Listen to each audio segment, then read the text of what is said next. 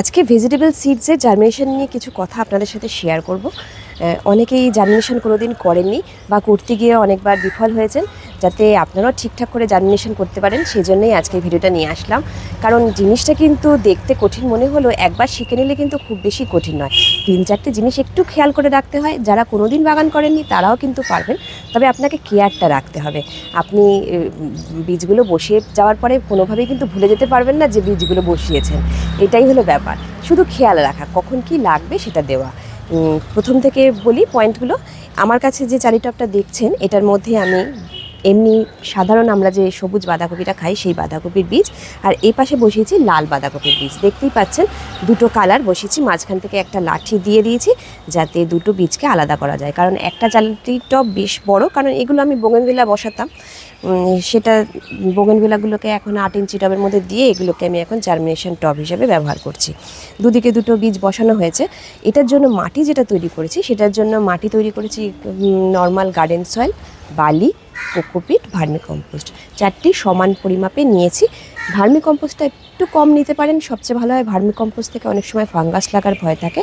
আর এই মাটিটা তৈরি যখন করছেন তার মধ্যেই কিন্তু 1/2 চামচ মতন সাফ পাউডারটা দিয়ে দেবেন। সাফ পাউডারটা দিয়ে দিলে কোনোভাবে এটা থেকে ফাঙ্গাসটা লাগবে না। এইরকম একটা ঝুরঝুরে মাটি আপনাকে তৈরি করতে হবে, যে মাটিটার মধ্যে মানে জল দেওয়ার পরে কোনোভাবে কিন্তু মাটিটা শক্ত হয়ে যাবে না। এরকম একটা ঝুরঝুরে মাটি আমি তৈরি করেছি। এই মাটিটা রাখি আমি টপ সয়েলে ওপর থেকে, বীজের ওপর থেকে ছড়ানোর জন্য আলাদা করে রাখি, সেটাই আপনাদেরকে দেখালাম। আর এই মাটি তৈরি করার পরে আপনি একটা ফ্ল্যাট টব নেবেন, যেটার মধ্যে মাটিটাকে দিয়ে দেবেন।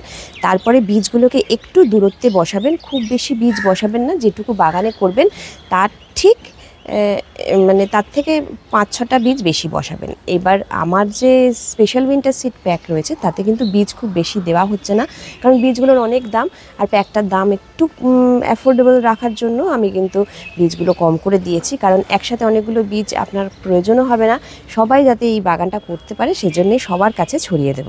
অল্প অল্প করে বীজগুলো দেবেন, দিয়ে এই ওপর থেকে একটা এরকম আবার মাটি নিয়ে ওপর থেকে এইভাবে ছড়িয়ে দেবেন, এইভাবে ছড়িয়ে দেবেন। জাস্ট বীজটা একটু ঢাকা পড়বে, তার বেশি কিন্তু মাটি দেবেন না, যাতে খুব তাড়াতাড়ি বীজগুলো থেকে গাছ বেরিয়ে আসে। এরপরে যে জলটা দিতে হবে সেই জলটাও কিন্তু আপনি ওই যে ঝাড়ি থাকে যে, সে ঝাড়ি দিয়ে জল দিতে পারেন, বা আমি এইভাবে জল দিয়ে দিই। এইভাবে হালকা করে, হালকা হাতে এইভাবে করে জলটা ওপর থেকে ছড়িয়ে দিই। আর আমার এই টবে এখন ভেজা রয়েছে বলে আমি জলটা দিলাম না, কালকে রাতে আমি ভিজিয়ে দিয়ে গেছি। এইবারে দেখুন মাটিটা ওপরটা দেখেই আপনারা বুঝতে পাচ্ছেন যে এটা ওপরটা ভেজা রয়েছে। এই যে ভেজা যতক্ষণ থাকবে ততক্ষণ জল দেবে না। যখন দেখবেন এই ব্ল্যাক রঙটা আস্তে আস্তে হোয়াইট হতে শুরু করেছে, মানে মাটিটা সাদা হতে শুরু করেছে, তখনই বুঝতে পারবেন যে এবার জলের দরকার হবে, তখন আবার জল দেবেন। যতক্ষণ না শুকনো হচ্ছে ভেজার ওপরে আবার ভেজাবেন না। এরপরে চারাগুলোকে মোটামুটি 1 মাস মতন রেখে দিলেই দেখবেন গাছগুলো এরকম বড় হয়ে গেছে। তখন একটা ছোট টবে বসাতে পারেন, সবচেয়ে ভালো হয়, যাতে বৃষ্টির জলটা লাগলে টবটা নিজেকে সারভাইভ করতে পারে।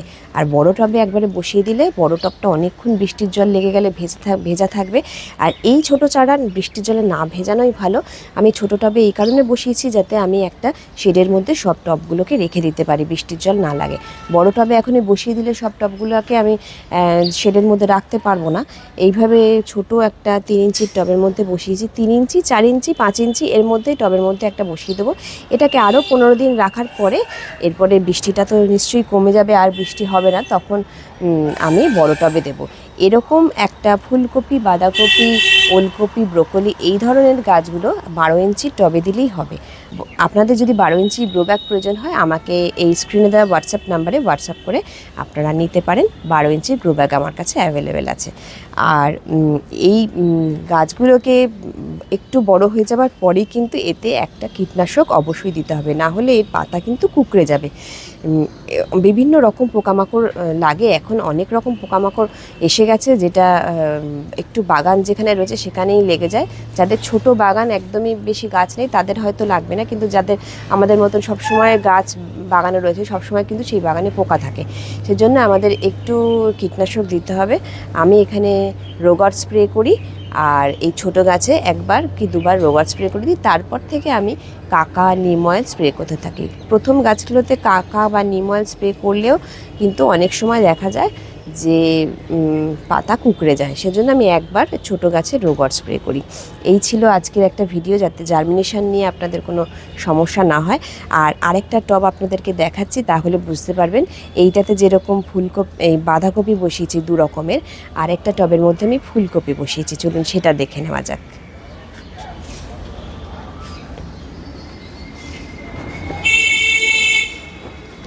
এইখানে আরেকটা ফ্ল্যাট চালি টব আপনাদের জন্য নিয়ে এসেছি। এই চালি টবগুলোই কিন্তু একেবারে জার্মিনেশনের জন্য ভালো।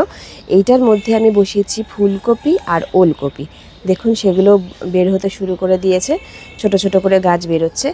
টপ সয়েলটা এখন ভেজা আছে, আর এখন জল দিতে হবে না। এই গাছ বড় হবে যখন, তখন কিন্তু আলাদা করে এরকম ছোট ছোট টবের মধ্যে শিফট করব। আর এটা হলো ব্রোকলির চারা। ব্রোকলির চারাগুলো তো বীজ অনেক দিন আগেই বসিয়ে ফেলেছিলাম বলে ব্রোকলির গাছগুলো বড় হয়ে গেছে। আর এগুলো এখন সবে বসিয়েছি, সেজন্যই এই রকম হয়েছে। আপনারাও এখন বসিয়ে ফেলুন, তবে বৃষ্টির জলে ভেজাবেন না। আজকের ভিডিওটা কেমন লাগলো কমেন্ট করে জানাবেন। আর জার্মিনেশন নিয়ে কোনো কোশ্চেন থাকলে আমাকে কমেন্ট বক্সে জানাবেন এবং হোয়াটসঅ্যাপ করেও জানাতে পারেন। আমার হোয়াটসঅ্যাপ নাম্বার আমি স্ক্রিনে দিয়ে দিলাম। আপনাদের কোনো অসুবিধা হলে ছবি তুলে আমাকে জিজ্ঞাসা করতে পারেন। ধন্যবাদ, দেখা হচ্ছে নেক্সট ভিডিওতে।